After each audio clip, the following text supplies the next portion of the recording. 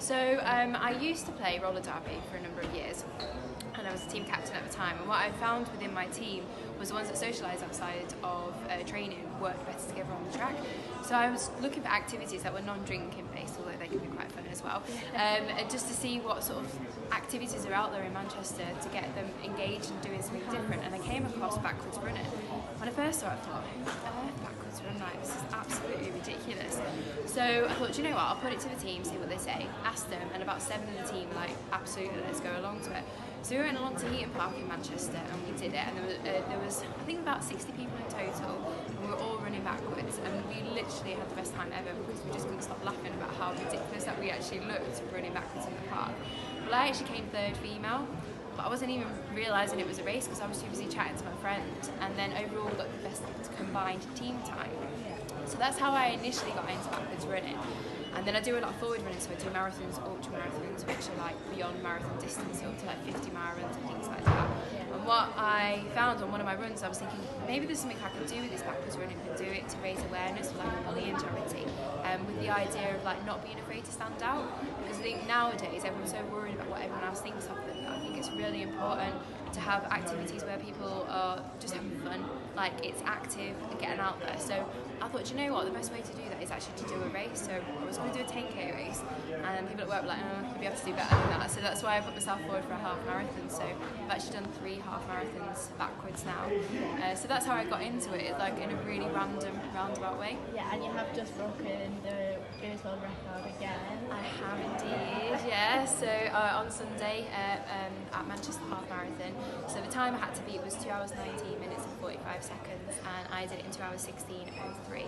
But I took 11 minutes and 6 seconds off my own personal best time, so it was a big challenge. Yeah.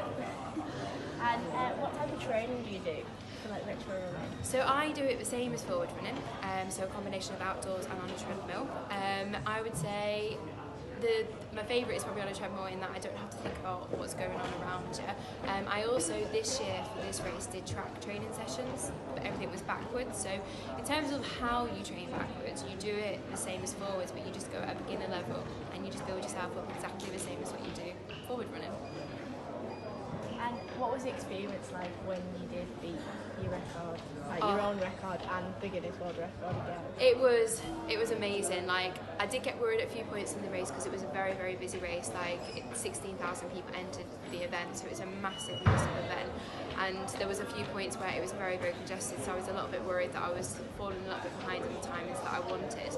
And then it opened up a little bit, and then I was fine, and then I got a stitch, and I was like, oh no, and then it got busy again. So there was lots of obstacles throughout it, and the team I had with me as well were very, very good. They helped me with a bit of my sighting, and they also helped witness the event as well. But when I got over that finish line, I was like, thank God. Yeah. Thank God. Yeah.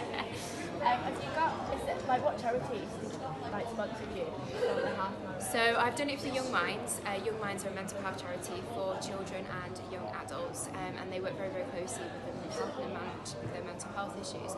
And for me, like, I'm one of 9, so I grew up with a lot of stigma growing up because people have an assumption about you because you are from a big family, and I always went against that because I'm an individual. Just because I'm in a big family doesn't mean it dictates what I'm going to do in my life. So the reason why I picked that charity is, again, along with the bullying as well, because I think that massively affects people's mental health. But I just think if you can help young people and young adults manage their mental health, just imagine what they can actually do with their lives later on. Yeah. And you have set up the Retro Mile. I have, yeah. So the Retro Mile is a 1 mile backwards swim run. So it's in Cadishead, near Earlham, and what it is it's around the Cadishead Recreation Field. So it's 3 laps around it, and it's a marked and measured out route for you. So I work with the Cadishead Rhinos, and we use their facilities. So there's toilets there, there's showers there, there's changing rooms, there's parking, and you can get teas and coffees there. So they work very closely with that. But I would say every single person that's come along has finished it, of all different age groups, and they've loved it. And what you get from people when they cross that finish line is they go, oh my God, I can't believe I did it. And so for me, having that with them, because they can run or walk, there's absolutely no pressure. Like, I'll stay there till the end, everyone stays and cheers everybody on.